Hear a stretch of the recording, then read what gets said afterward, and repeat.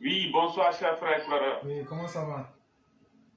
Je vais très bien et chez vous? Dieu merci, tout va très bien. Et le week-end? Le week-end se passe bien. Dieu merci. Okay. Par la grâce de Dieu, on tient également. On avait peur de ne pas vous avoir, hein? Ah ben, nous sommes toujours dans la mer d'ici là. Oui, Bon, c'est pas toujours évident. Et donc, je vous laisse la parole avant que la ligne se dégrade. Ok. Oui. Vraiment, maître, pour de me donner la parole. Aujourd'hui, à l'ordre du jour, il y a un seul point. La situation des 49 militaires détenus arbitrairement par la junte militaire malienne et également le dossier malien. Voilà. Donc, avec l'évolution de la situation, nous avons appris depuis ce matin que la libération des 49 militaires est imminente. Et à l'heure où nous parlons, les 3 femmes parmi les 49 militaires ivoiriens ont été libérées. Elles ont été remises au médiateur togolais où elles devront faire un escale au Togo avant de rejoindre Abidjan ce soir. Alors, il faut déjà saluer tous les médiateurs et les diplomates qui se sont impliqués dans cette crise. Mais là où il faut être toujours prudent, comme nous le disons, nous attendons effectivement la libération définitive des 46 autres qui sont encore détenus à Bamako. Et selon ce que nous avons appris, Paul-Henri Damiba, qui est actuellement en séjour à Bamako, il discutera de ce problème avec Assimi Goïta.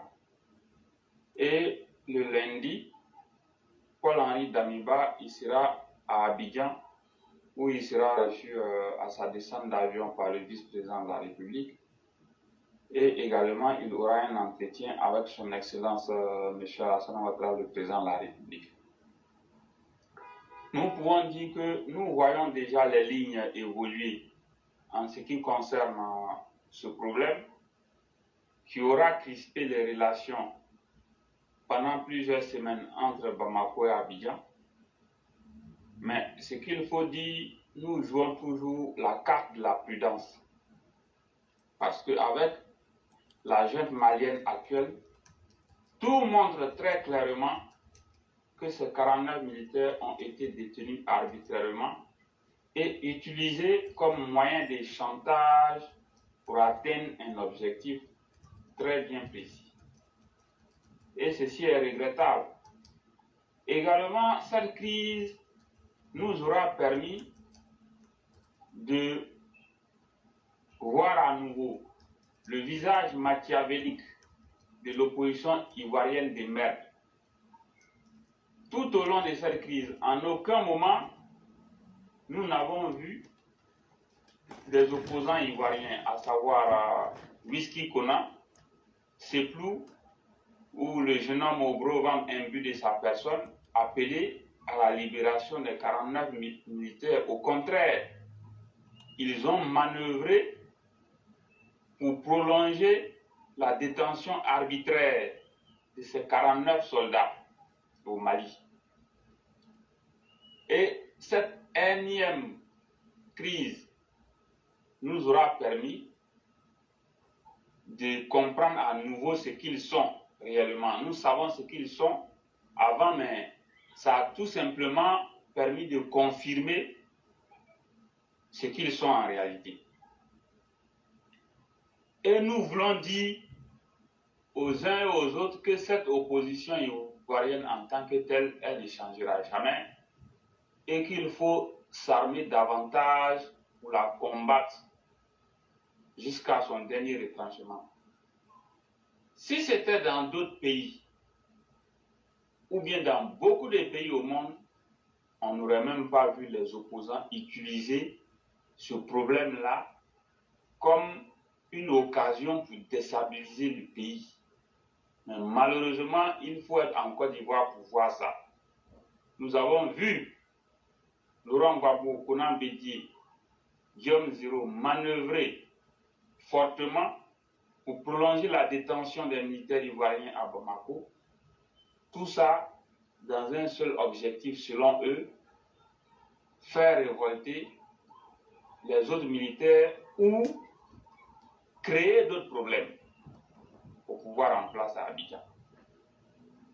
Donc vous voyez à quel point les gens y sont nuisibles. Vous voyez à quel point cette opposition-là, elle est sans cœur.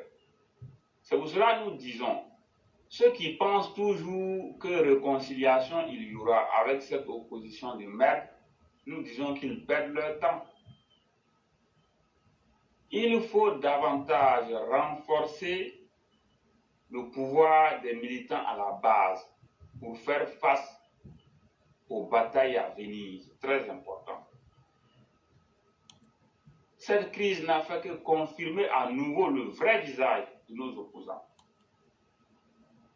Dans beaucoup de pays au monde, vous ne verrez pas ça, mais on a vu un Guillaume Zéro aller dire clairement à Assimi Goïta de ne pas libérer les 49 militaires et que s'ils ne sont pas libérés, il pourrait avoir des révoltes à Abidjan.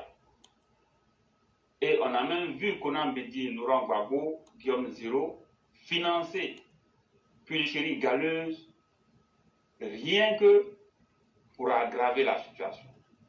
Et aujourd'hui, nous disons, même si libération il y aura des 49 militaires, il faut que cette dame soit jugée. Nous sommes fatigués de ces agissements. Il faut qu'elle soit jugée par la justice ivoirienne, condamnée. Condamnée très sévèrement, conformément à la loi. Il faut que les choses se passent ainsi. Ce que nous pouvons également retenir, nous voulons dire à beaucoup de nos compatriotes ivoiriens que nous devons être solidaires entre nous. La solidarité est très importante. Cette crise nous aura montré le vrai visage de plusieurs ressortissants du Mali. Fort de cela, la solidarité entre Ivoiriens doit être renforcée. La solidarité doit être renforcée. Parce que nous avons vu comment certains ressortissants maliens se sont comportés tout au long de cette crise. Donc cela doit nous servir de leçon. Nous devons tirer beaucoup de leçons de cette affaire pour mieux avancer. Et nous disons que le plus important, c'est de libérer ces militaires-là le plus tôt possible. Nous saluons la libération des 3 dames qui figurent parmi les 49 militaires, mais nous souhaitons vivement que dans les heures à venir, les 49, les 46 autres soient libérés pour leur permettre de retrouver leur famille et aussi pour que les choses avancent dans de meilleures conditions. Et sur la question, nous voulons saluer le leadership de son Excellence M. Alassane Ouattara, le président de la République, pour que ce pays continue d'avancer dans de très bonnes conditions. N'eût été sa clairvoyance et son leadership, une tension très grave pourrait arriver entre la Côte d'Ivoire et le Mali. Mais fort heureusement, le président de la République, il a usé des stratégies et des sagesses pour pouvoir vraiment gérer ce dossier dans de très bonnes conditions sans que nous en arrivions à des violences ou à des situations beaucoup plus tendues. Et il faut saluer et reconnaître vraiment ce geste. Donc nous souhaitons vivement que dans les heures à venir, les 46 autres qui sont encore détenus là-bas soient libérés et que vraiment le pays soit résolument engagé vers le développement et que la lutte contre le djihadisme, le terrorisme soit renforcée et que aussi la stabilité, la paix sociale, la sécurité soit garantie pour permettre aux Ivoiriens de circuler très librement et de vaquer à leurs occupations. Donc voilà ce que je voudrais dire aujourd'hui. Si vous avez quelque chose à ajouter, je vous écoute. Vraiment, merci beaucoup le concurrent. Et il faut dire que compte tenu du décalage horaire, ce matin, quand je me suis réveillé puis j'ai eu les informations, j'étais très heureuse, très heureux, pardon. Voilà. Et parmi les 3 personnes qui seront libérées, si pour ceux qui ne le savent pas encore, ces 3 dames, 3 de nos mères, Bakayoko Awa, Bledou Kanda Adel et puis Bamba Sita, ce sont elles seront à Abidjan aux alentours de 19h. Comme tu l'as dit, elles vont passer d'abord à Lomé. Mais ce qui est intéressant, c'est qu'à Lomé, là, leur aéroport, là, c'est joli, mais c'est petit. Ça, j'ai beaucoup aimé leur aéroport quand même. C'est vraiment très propre, très joli, mais c'était un peu petit quand même. Mais il faut dire vraiment merci, merci, merci à tous ceux qui se sont impliqués. On ne dit pas tout, hein. Dans une information, on ne donne pas tout. Je veux remercier les Algériens. Je veux remercier aussi beaucoup d'autres personnes qui se sont impliquées. Merci à eux tous. Et surtout, vous avez dit des choses très importantes. Cette crise aura permis de connaître ceux qui sont nos ennemis et ceux qui nous aiment. Et souvent, en toute situation de la vie, il faut tirer les leçons. Il n'y a pas de situation qui soit mauvaise en elle, comme il n'y a pas de situation positive. Et c'est pourquoi, je ne sais plus c'était quel penseur ou quel livre religieux qui disait que rien n'est mauvais, mais rien n'est bien. Tout dépend de la manière qu'on prend pour gérer les situations. Voyez-vous, aujourd'hui encore, ceux qui étaient sceptiques de la volonté destructive de nos opposants, les opposants sont prêts à brûler la Côte d'Ivoire pour que eux, ils puissent voir une Côte d'Ivoire vide sans Alassane Ouattara et ses partisans. C'est vraiment ça leur souhait. Mais si vous brûlez la Côte d'Ivoire, là, c'est vos partisans aussi qui brûlent. Donc il n'y aura pas quelqu'un qui s'en sortira. Mais les opposants préfèrent ça aujourd'hui. Pulchéri Balé, nous le savons, elle a été envoyée pour exacerber les tensions. Et la feuille de route qu'elle a reçue, après avoir rencontré Sidi El Mohamed et autres, et le conseil de Sérogium, c'était de venir pour attiser le feu dans la provocation. On le sait très bien. Pulchéri Balé, quand tes avocats sont sortis, et puis le lendemain, je suis sorti là. Pourquoi, depuis hier ou avant-hier, vous êtes en train de demander pardon? Moi qui suis loin du dossier, moi qui ne sais rien, mais quand je prends tes propos, que je les mets, tout ce que tes avocats ont dit, qui soit contestable là, quand on met les faits, les gens se disent, mais non, il y a quelque chose qui ne va pas. Mais c'est quelque chose qui ne va pas là. C'est le minimum qu'on vous a montré là. Mais ton téléphone que tu as éteint là, tes 2 téléphones iPhone là, les informations, tu pensais que nos gens se voient, aïe, on a la PLCC. Et puis eux vont être capables, même à distance, on peut rentrer dans ton téléphone. C'est clair. Donc si tu veux même là, il ne faut pas éteindre, si tu veux, il faut casser le téléphone là. Effectivement. Si tu veux, mais il faut casser. Il suffit qu'on peut retrouver et retracer tout.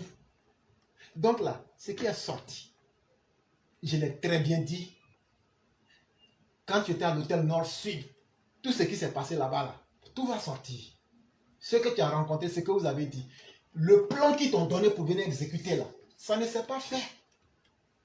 En dehors de l'accord de Bédier et de Laurent Gbagbo. Entre-temps, eux, ils étaient en train de faire recruter des mercenaires en Sierra Leone, au Libéria et en Guinée-Conakry. On est très bien au courant de tout ça. Les gens qui veulent être dans les émotions pour qu'on clique, non, on ne donne jamais toute la vérité. Quand tu donnes toute la vérité, tu permets à l'ennemi de se corriger. Je dis merci à nos dirigeants qui ont été très intelligents dans cette affaire parce qu'ils ont laissé le temps pour que Pulchéri même là, leur montre toute la vérité. Vous leur avez permis de voir tout ce que vous étiez en train de cacher. Et quand tu vas pour pêcher un poisson là, quand l'eau est trouble là, le poisson peut t'échapper. Quand tu laisses l'eau devenir sereine là, on voit tout ce qui est dedans et puis on tamise après. Ce que nous demandons simplement à nos dirigeants, qu'ils arrêtent de se faire berner par le discours de la réconciliation. Les opposants n'ont jamais et ne vont jamais se réconcilier avec qui que ce soit. Même si le président même là se suicide en public, ce n'est pas ce qui les intéresse. C'est une volonté, une domination de puissance qu'ils veulent exprimer. Eux, les gens toxiques n'aiment pas voir d'autres parties de la population ivoirienne.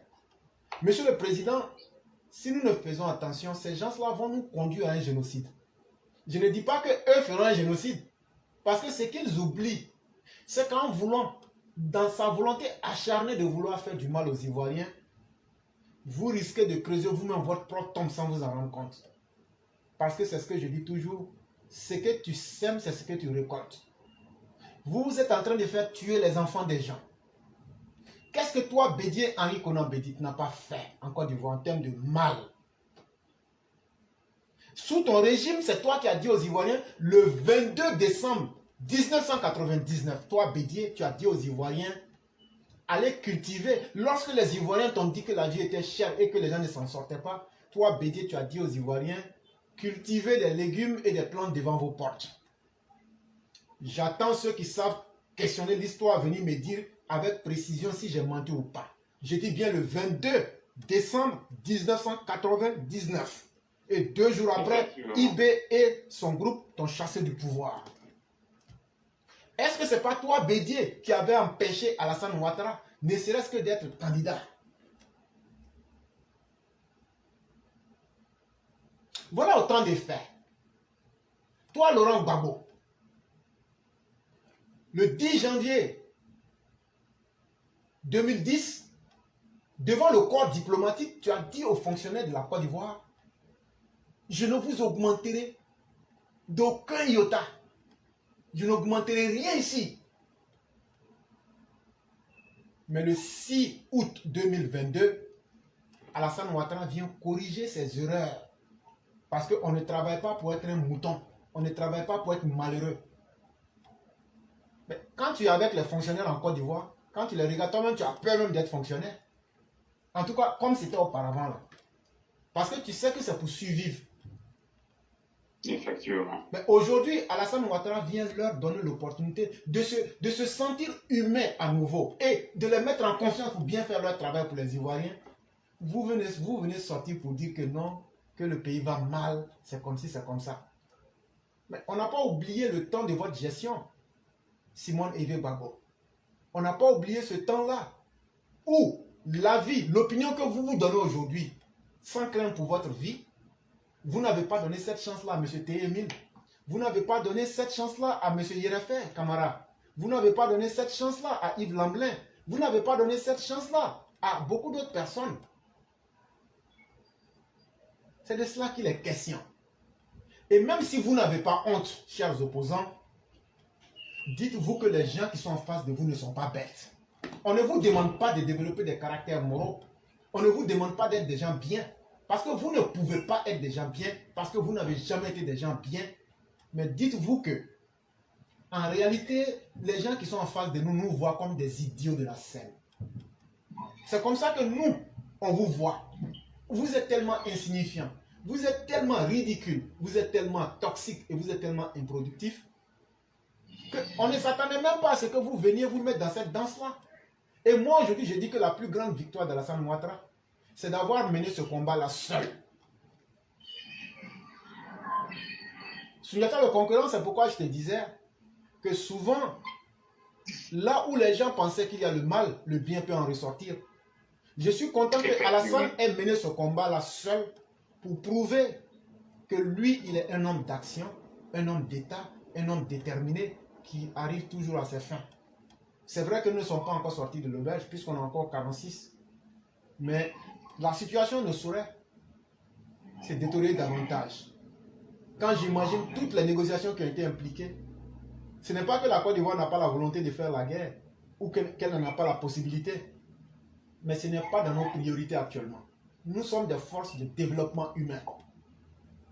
Les libéraux là, c'est que beaucoup ne savent pas, on est en politique là. Mais c'est que la conduite politique que chacun s'est donnée, il y a un sens dedans. Les libéraux, eux, disent quoi? Les libéraux sont des gens qui sont ouverts d'esprit. On ne va pas rentrer dans tout ça aujourd'hui. Et eux, ils prônent la liberté du marché, de l'économie sur le marché.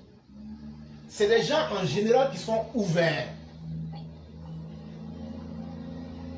Comment nous, avec une telle idéologie, on peut vouloir faire la guerre?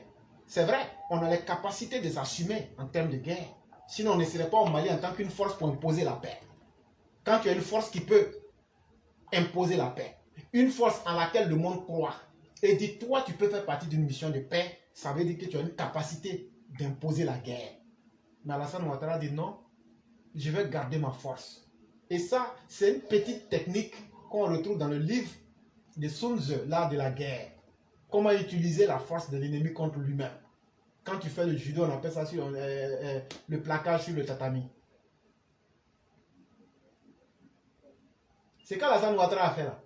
C'est simple.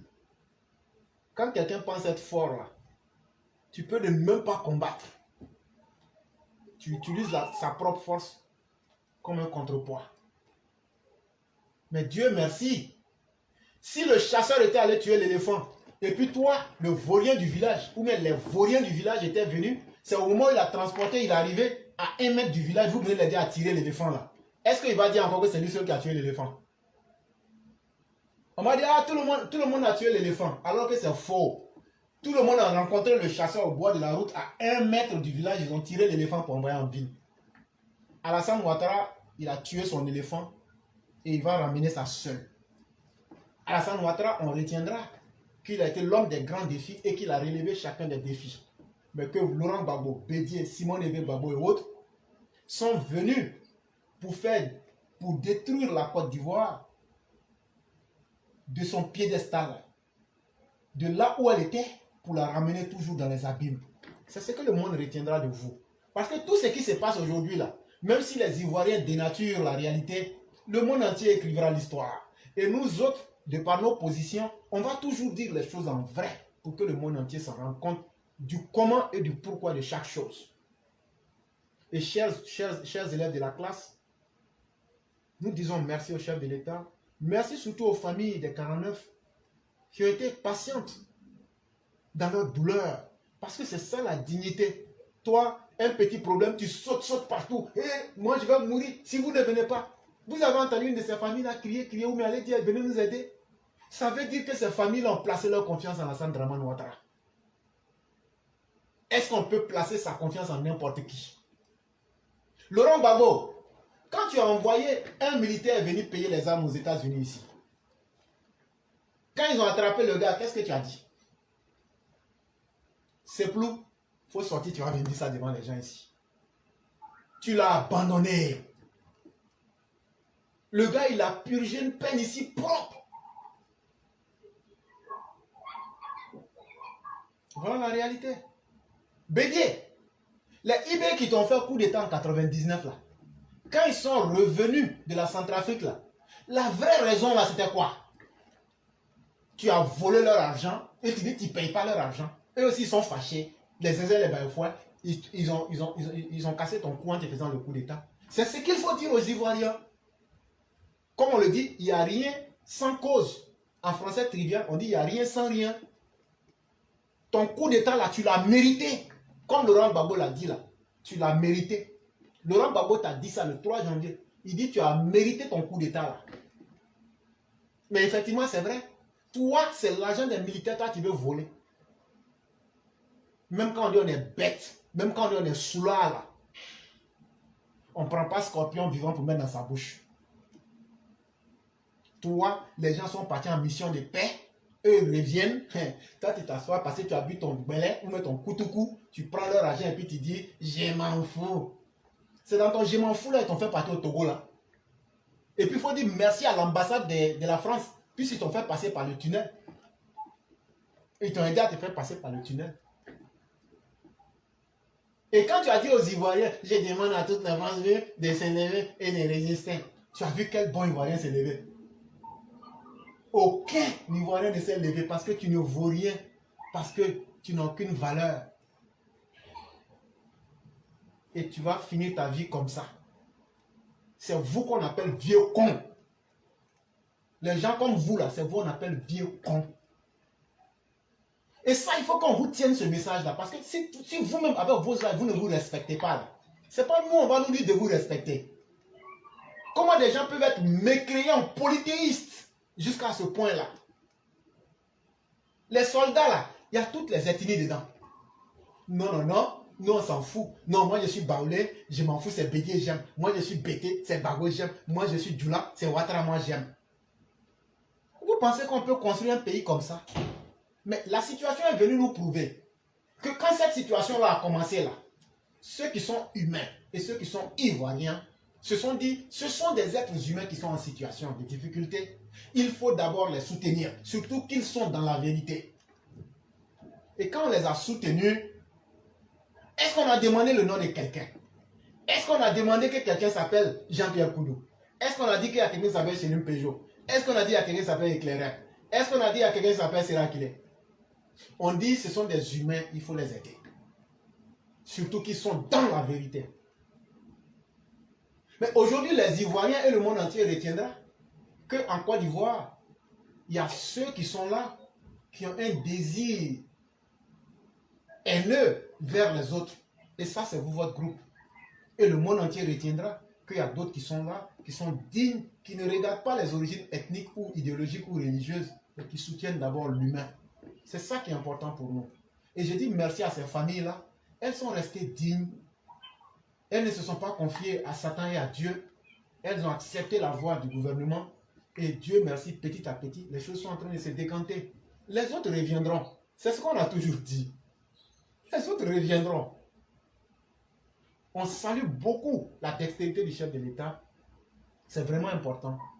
On salue aussi l'hypocrisie des personnes qui, dans ces situations difficiles, ont voulu tout faire pour que la violence et le désordre puissent régner en Côte d'Ivoire. Je salue l'hypocrisie de Afou Keïta, qui voulait narguer les Ivoiriens dans cette période-là où nous étions en difficulté. Je salue ton hypocrisie. Et je demande à tes parents du Nord d'en tenir compte.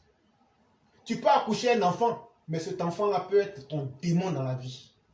Lot, le prophète Lot que les musulmans appellent Lut, son fils et sa femme étaient ses pires ennemis.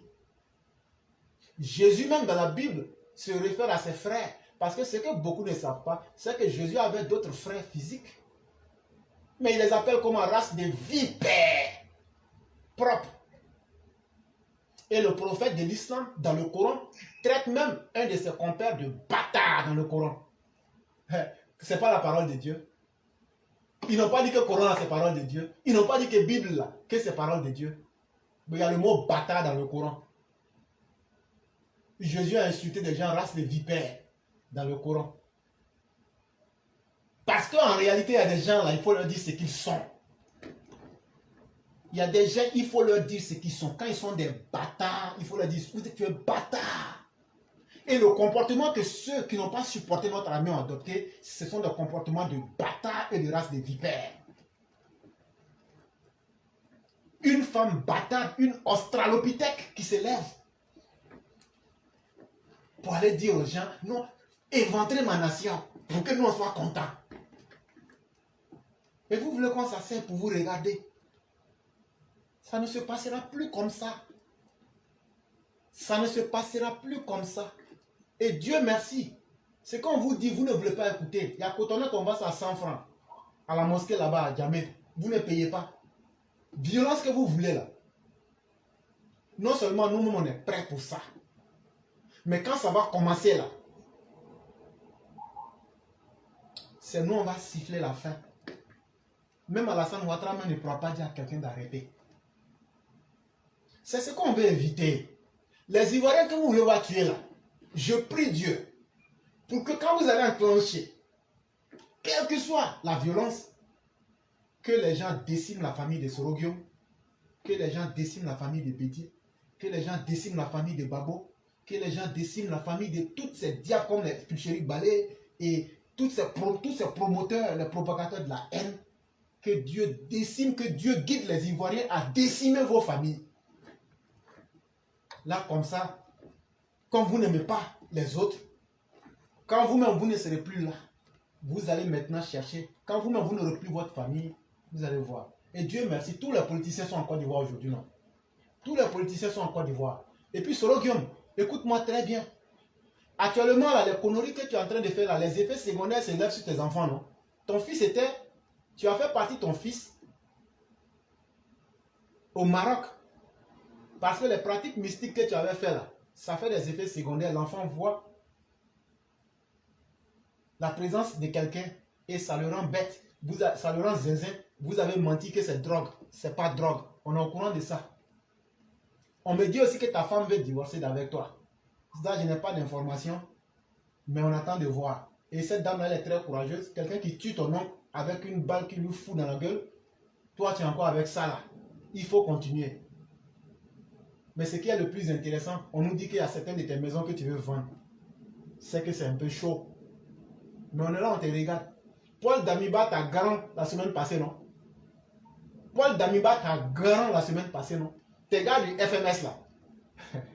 on m'a dit ça petit à petit. Tes gars du FMS qui étaient venus la semaine puis qui faisaient les va-et-vient là. Ils les ont garant, non? Tu as entendu? Donc, que Dieu fasse que la prochaine fois, ton oncle qui a vendu le terrain, là, votre terrain familial à faire, que ton oncle qui a vendu ça, tu l'as blagué, lui aussi c'est un alcoolique comme ton papa. Sous l'effet de l'alcool, tu lui as fait prendre des décisions, tu lui as donné un peu d'argent. Ta famille n'est pas du tout contente de toi, Soro Guillaume. Tes parents à Kofi Play là ne sont pas contents de toi. Ils disent que tu as divisé la famille là-bas. Parce que la terre là, tout le monde sait que chez vous les gens disent non, on ne vend pas terre. Mais toi, Soro Guillaume, tu es allé, en toi et ta famille là, c'est que tes ancêtres n'ont pas fait, toi tu as fait, tu dis c'est toi qui as payé terre. Ton oncle Soula qui est là-bas là, il est dans paix actuellement. Tu as divisé ta famille là-bas. Voilà un homme comme ça. Partout où il passe, c'est la division, le mensonge, la roubladise et la vilainie. C'est ça qu'on appelle un homme. Nous, en tout cas, on avertit les Ivoiriens. Souniata, pour ne pas abuser de la bonne volonté de nos auditeurs, je vais arrêter là aujourd'hui et vous permettre de faire la conclusion. Vraiment, merci infiniment pour tous ces détails. Merci beaucoup pour tous ces détails. Merci beaucoup pour tous ces détails. Nous demandons au gouvernement et à son Excellence M. Alassane Ouattara, le président de la République, d'être suffisamment très ferme en ce qui concerne la stabilité, la sécurité et la paix sociale de ce pays. Je l'ai toujours dit, la sécurité, la stabilité et la paix sociale passent avant les intérêts de quiconque. Donc, quoi qu'il arrivera, il faut que la sécurité, la stabilité et la paix sociale soient garanties. Et pour terminer, nous demandons au RHDP de renforcer le pouvoir des militants à la base. Parce que les défis à venir ne sont pas encore terminés et ils sont immenses. Il y a des défis à venir qui sont immenses. Il faudra les relever. La bataille contre ces opposants de merde ne prendra pas fin maintenant. La route est encore longue. Donc il faut préparer les militants à tenir le cap. Et nous tiendrons quoi qu'il arrivera. Portez-vous bien, on va dire excellente soirée à tous. Merci beaucoup et bien les choses à chacun.